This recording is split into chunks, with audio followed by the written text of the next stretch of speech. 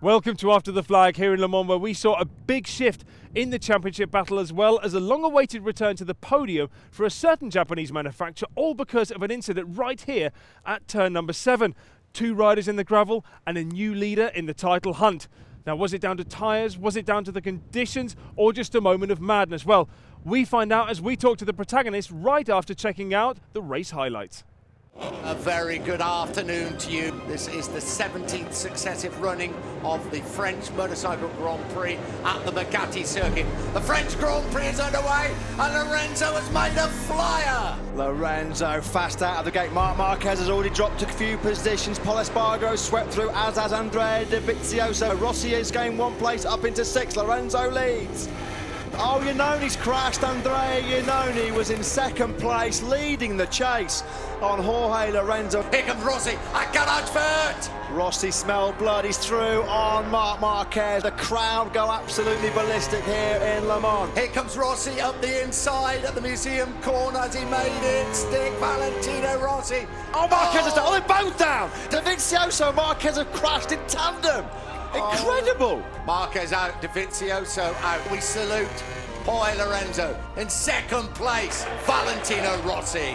Maverick Vinales first MotoGP podium for the Spaniard. Yeah, his 5th MotoGP win here for Jorge Lorenzo. He now leads the World Championship.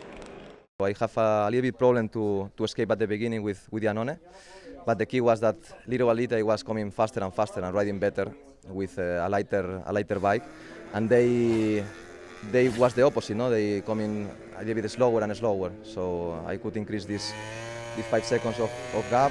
Then Marc and Andrea crash, so I could breathe a little bit more deeply and win this important race for the championship. At the beginning it was very complicated. I have to fight a lot, but when I was free, I had a good pace and I arrived close to the guys in front. So when I arrived to Marquez and Dovizioso, I think that it was very important to overtake early without lose time. And after, when you start 7 and you arrive 2nd, is always good. I was pushing, and today when I start bad, I was trying to be concentrate, overtake the riders, and finally, Marc and Dovi had a bad luck. But I was riding good. I was riding on the same pace than Valentino, so I'm quite happy. The crash, it was just my mistake. I had just 2 degrees more on lean angle and it was enough to lose the front.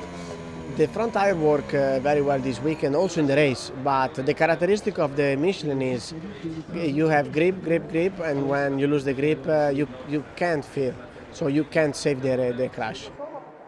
I choose the hard front. I think was a good choice because this helps me a lot to stay there close to the top guys because I was able to brake on the to brake hard and to push hard for turning. Suddenly I lose the front.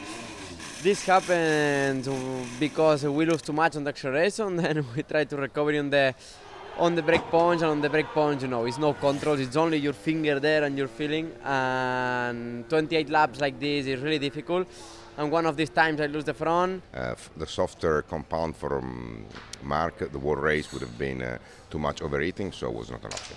In this moment we are losing acceleration, so all our riders are trying to recover in braking, so they take more risk, and can happen. It was really strange the fact that both Dovi and Marc crashed exactly the same time in the same moment, but that's racing. Well, it was actually the Moto3 guys who showed the paddock how it was done, as we had excitement almost down to the final corner. Pole sitter Niccolo Antonelli's gamble with a softer option rear tyre didn't pay off, so it was largely Brad Binder and Romano Fenati fighting up at the front. Jorge Navarro and Aaron Canet, the Estrella Galicia duo, also always mixing it up with those two almost right until the very end. It looked like Fenati could take the win, but Binder made his move and rode the most defensive last lap of his life to take the win ahead of Fenati and Jorge Navarro, who did very well to avoid his teammate in the final turn.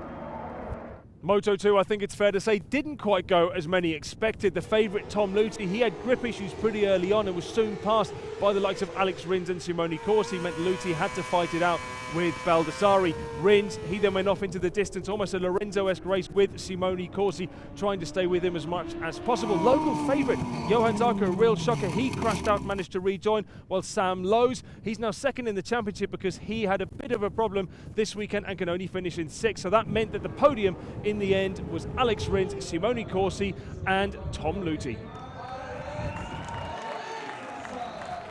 So a dry race in France and the championship blown wide open. Just 12 points separate Lorenzo, Marquez and Rossi as we're about to head to the Italian spiritual home in Mugello in a couple of weeks' time. See you then.